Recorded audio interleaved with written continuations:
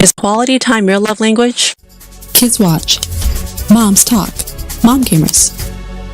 Thanks for tuning in.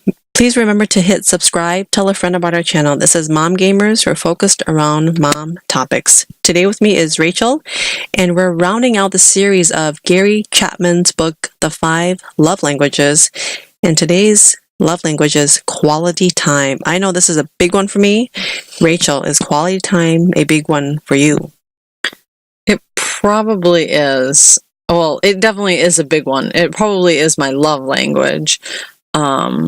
And the reason that I realized that, or I think that that's what it is because a while back I was talking with a friend and he told me that his wife and stepdaughter, he could always tell when they were in a good mood, when they felt happy, when they felt peace, when they felt when their life was good, basically.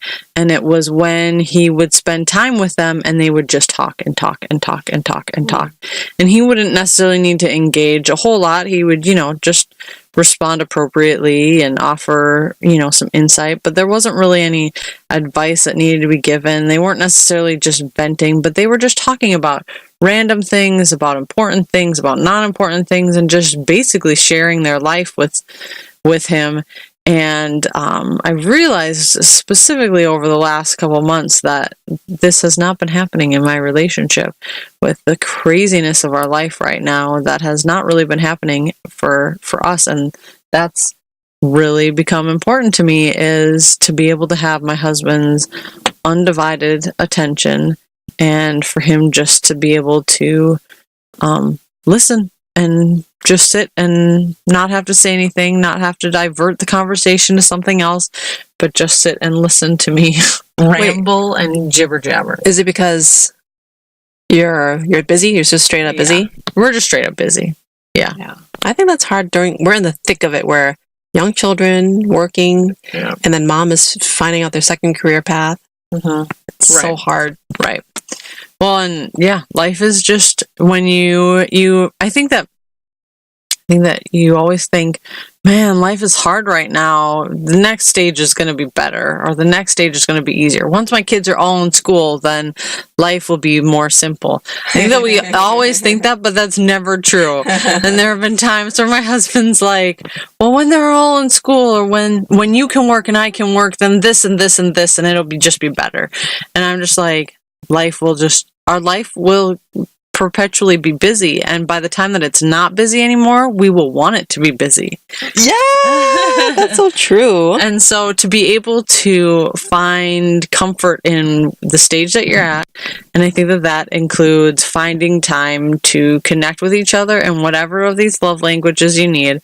But I think quality time is a huge one, because when life is busy, it's hard to find quality time. Dad's going to one practice, mom's going to another practice, dad's at work late while mom's making dinner and getting kids to bed, or at a baseball game, or half the time you're not together, and then when you do come together, you're exhausted, that you don't want to talk to each other. And so to be able to find that quality time, even if for us right now, that is driving around looking for a new vehicle. Whenever you can find the time, you just have to find the time to talk to each other. And because that talking and listening is essential to feel supported. So, thanks, Rach. So, by the way, click on the link below where it's a playlist of all of the love languages by Gary Chapman that we talked about. And in my last video, I told that my biggest love language is a service. However, as I'm getting older, I'm finding out that competing for the number one spot is quality time now. It's becoming one of the biggest love languages in my life. A couple of things that came into factor. One was, service can get kind of draining, even though it's a wonderful love language. But as I'm getting older, quality time, probably one of the biggest catalysts was when I started homeschooling my children. And that was a big paradigm shift, that's a big word, or pivotal moment where I did not realize that being with them, doing really fun, unique, weird things, hard things, it is like forever crystallized in my life. It's so fun. It's so meaningful. It wasn't just a, let me give you chocolates, I love you, bye. It was like, oh, we're doing fun stuff together, messy stuff together. And you're telling me personal things, and it's added value to my life. It's so fun. It's so memorable. So I love quality time now, to the point where, again, everything has a struggle where it's kind of hard for me to even leave the house if I'm with my children and we're gonna go somewhere, maybe either with myself or with Chris. I'm thinking, oh, I have to hurry and go back and sit next to my children, because what if they like, what if I miss out on them being, I don't know. I'm very irrational. Like, oh, what if my baby girl like says her first word, or what if my boomer, he does something spectacular and I missed it. I'm missing out. There's like a fear of missing out of quality time, or other things. Like if I'm with Chris, I wanted to have like a really great time. Make sure the date nights are really, really fun. And we don't have to do fun things, but just, I love talking, really deep, engaged talks. And I have learned that a date night doesn't have to be the quality. It's not quantity. Like, so we don't have to be with each other 11 hours or whatever, but we could be with together 20 minutes and just have the most thoughtful, provocative, awesome time together. And that's really meaningful to me. And whenever I'm at functions, like family functions or church functions, I really would like to spend time with one or two people and really get to know them. And that really adds value to my life. So again, quality time is starting to be my number one spot now. Trying to build those relationships, trying to build something that I'll really, really remember.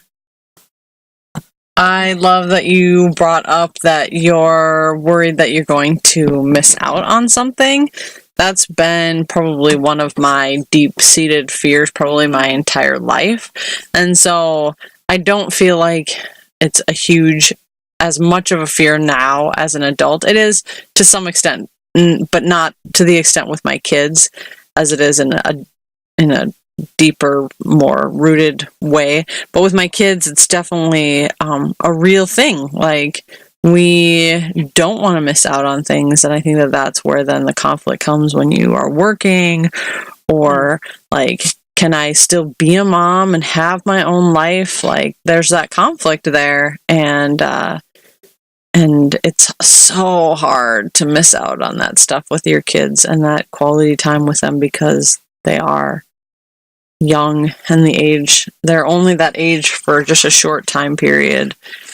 And this morning we haven't had a lot of quality time lately because a friend recently told me that they have renamed the month of May to be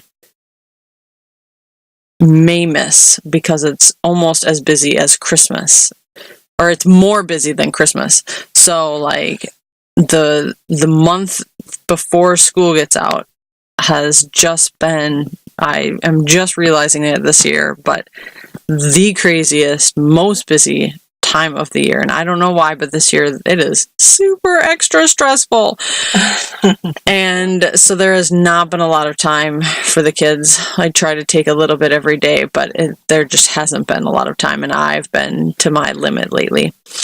And so one of them was having a hard time last night and called me and just said, "Mom, can you help me with this?" And I told him that I couldn't, that he was going to need to check with his grandma, who was watching him at the time. And I could tell when I when I said goodbye, that he was crying and having a hard time. And so this morning I spent some time with him and just tried to like reconnect with him and let him know that I heard him. And like, taking that quality time totally fills my lamp. Like, it totally refreshes me, it rejuvenates me, and it makes me feel so in love with this little young man and who he is. And it's just amazing. It was, just powerful. And I could have missed that, but I didn't. Luckily, this time I didn't. I'll miss many of opportunities, but this opportunity I didn't miss. Yeah, okay, that's the best way to put it. We'll always miss things, but the things that we don't miss, try to make the most out of it. Yeah. Well, hey, what Is quality time your love language? I want to know if that's your love language. So stick with us. Always Tuesdays, Thursdays, Saturdays. Take us with you on your phone. This is Mom Gamers talking about mom topics. And have a good day. Bye. Bye-bye.